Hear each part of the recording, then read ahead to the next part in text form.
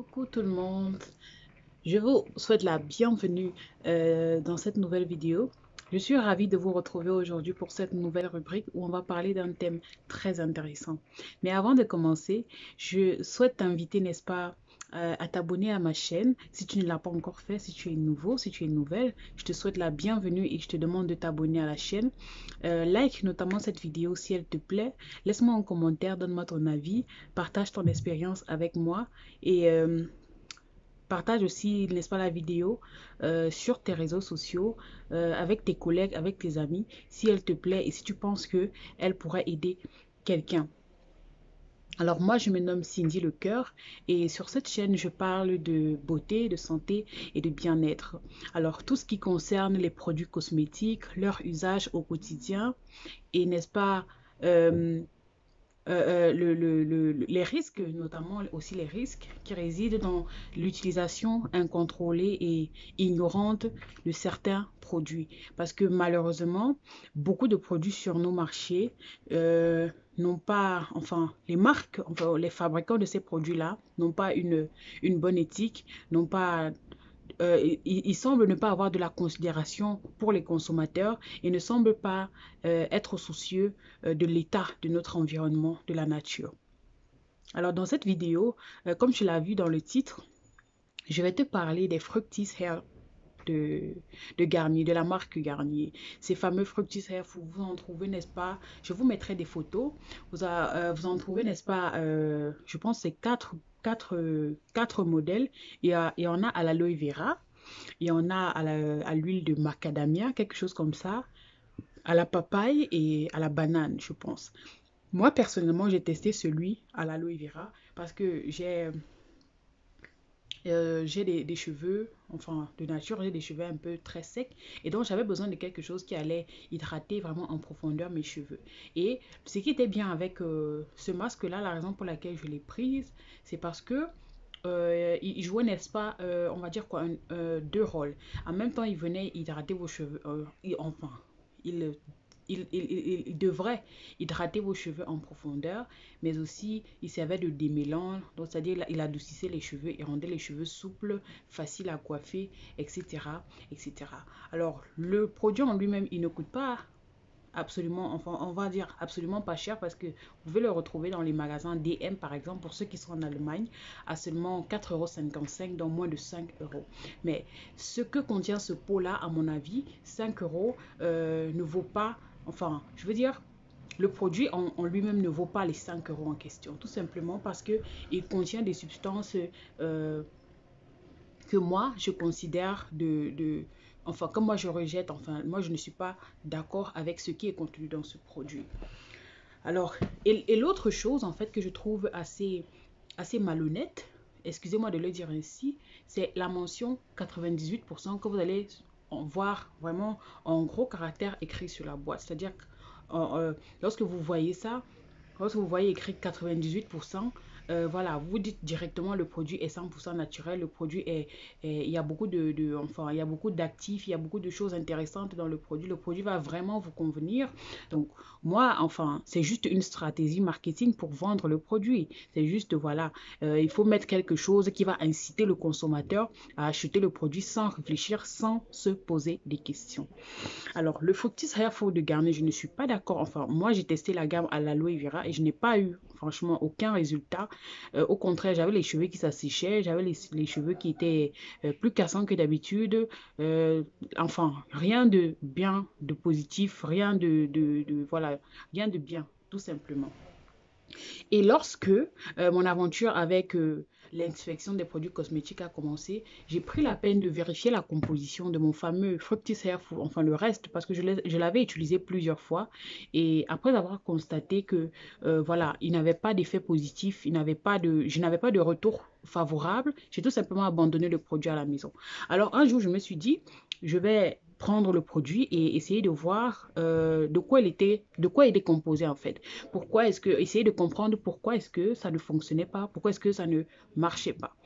Alors, en regardant la composition du produit, je me suis rendu compte, évidemment, qui contenait des substances, en fait, qui n'étaient pas compatibles, on va dire, aux cheveux, en fait, qui ne devaient rien m'apporter de positif. Dans les Fructis Hair Food de Garnier, par exemple, vous retrouvez des substances comme le stéraminothropyl diméthylamine. C'est un tensio, comment on dit? C'est un tensioactif cationique utilisé en substitut des silicones dans les produits. Et vous savez le rôle des silicones dans les produits. Donc, comme les marques, enfin les fabricants savent déjà que beaucoup de personnes connaissent ce que c'est que les silicones. Donc, beaucoup de personnes, les personnes, lorsqu'ils achètent leurs produits, ils prennent vraiment la peine de regarder, voilà, s'il y a des silicones dans le produit et tout. Mais ce que le consommateur ignore, c'est que on ne va pas toujours écrire silicone. Voilà, les fabricants, ils ont déjà compris ça, que les gens s'éveillent de plus en plus. Donc, ils ne vont plus toujours mettre silicone sur la boîte du produit.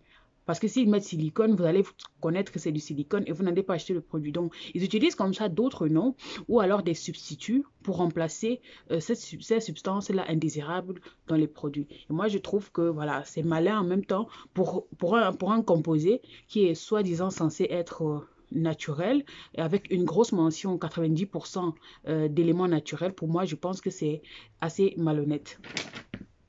Et voilà, la fameuse substance que je viens de citer a pour particularité d'être très peu écologique. Ça veut dire qu'elle détériore, on va dire, considérablement l'environnement. Et ça, c'est quelque chose qu'on devrait prendre en compte parce que même si vous vous prenez, enfin, je veux dire, même si vous prenez soin de vous, même si vous contrôlez ce que vous mettez sur votre peau, ce que vous mangez, les produits que vous utilisez au quotidien, s'il y a des substances toxiques qui se baladent dans l'air, il y a des probabilités, enfin, je veux dire, voilà, c'est sûr à 70% que vous ingérez des particules nocives. Donc, ça, on va dire quoi, à la limite même, vous perdez votre temps. À la limite même, enfin, quoi, vous comprenez ce que je veux dire.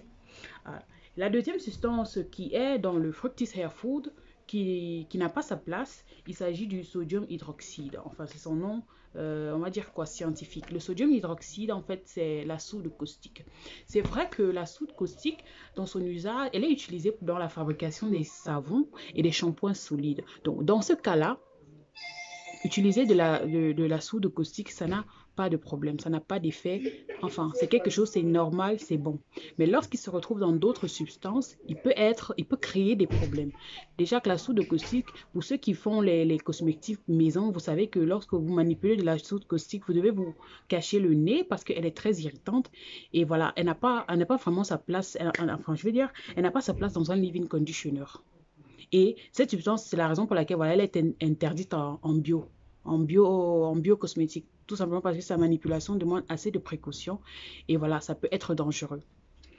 L'autre substance dans le Fructis Hair Food, il s'agit, n'est-ce pas, de l'acide salicylique. Pour ceux qui ont regardé ma vidéo sur les substances toxiques à éviter, à bannir dans ces produits, ils savent déjà ce que c'est que l'acide salicylique. Si vous ne l'avez pas regardé, je vous mettrai le lien quelque part en haut et vous pourriez la regarder après avoir regardé celle-ci, pour, n'est-ce pas, en apprendre davantage. Alors, l'acide salicylique est classé comme CMR. CMR, ça veut dire cancérigène, mutagène et reprotoxique.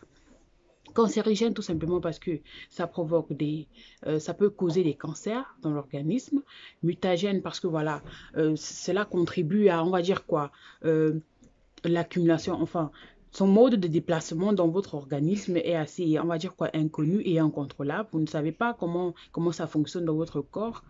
Et reprotoxique parce que ça peut, n'est-ce pas, empiéter sur le système reproducteur de l'homme et de la femme. Donc, aucun n'est épargné. Et, et c'est pire que ça. Vous pouvez, enfin, une femme, par exemple, qui est enceinte peut carrément avoir un avortement. Voilà, dû à ce genre de substances-là dans les produits. Donc, parfois, franchement, il y a des choses qui nous arrivent. Par exemple, voilà, on se retrouve avec des maladies, avec, n'est-ce pas, des situations, par exemple, comme une femme qui perd son bébé, on ne sait pas pourquoi, on ne sait pas le comment du pourquoi. Ça pourrait être dû à ce genre de choses, aux produits que l'on met sur notre visage, aux produits que l'on se oint avec, des produits ménagers, par exemple. Ça peut être dû à tout cela. Donc, il faut vraiment faire attention. La dernière substance, enfin, la dernière substance qui est dans le Fructis Hair Food, qui n'a, bon, qui a sa place, mais c'est quand même un détail à relever, ce sont ce qu'on appelle les allergènes. Les allergènes, en fait, ce que vous devez savoir, c'est qu'en eux-mêmes, ils ne sont pas dangereux, d'accord? En eux-mêmes, ils ne sont pas très dangereux. Mais ils deviennent dangereux à partir du moment où euh, ils rentrent en contact avec un corps intolérant. C'est-à-dire que vous êtes dans un produit, vous avez peut-être de l'huile essentielle de citronnelle, vous voyez, ou bien de l'huile essentielle de citron, quelque chose comme ça. Et si vous avez une intolérance au citron, eh bien, ce qui va se passer, c'est que vous aurez une réaction allergique face au produit. Pourquoi? Parce qu'il contient un élément auquel vous êtes allergique qui est l'huile essentielle de citron.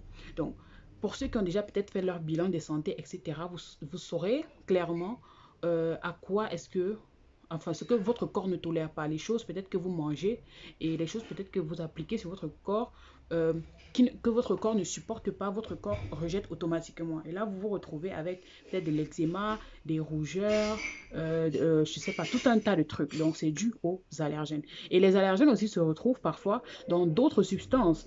C'est-à-dire, par exemple, un produit est constitué d'huile d'huile végétale d'olive, d'huile de coco, voilà. Dans l'huile de coco, on peut aussi retrouver des allergènes. Donc, ce n'est pas que des fragrances qui qui sont des allergènes, mais aussi les produits, enfin les substances que compose le produit peuvent aussi contenir des allergènes. Vous comprenez ce que je veux dire?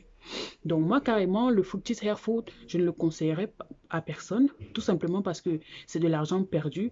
Moi sur cette chaîne, je prône le travail bien fait et on va dire quoi? La sincérité et euh, la clairvoyance des marques. Moi, je ne suis pas là pour vous dire faites ceci alors que je sais que c'est mauvais. Donc, je suis là vraiment pour vous mettre en garde de tout ce que vous achetez dans les supermarchés, de toutes les publicités que vous pouvez voir.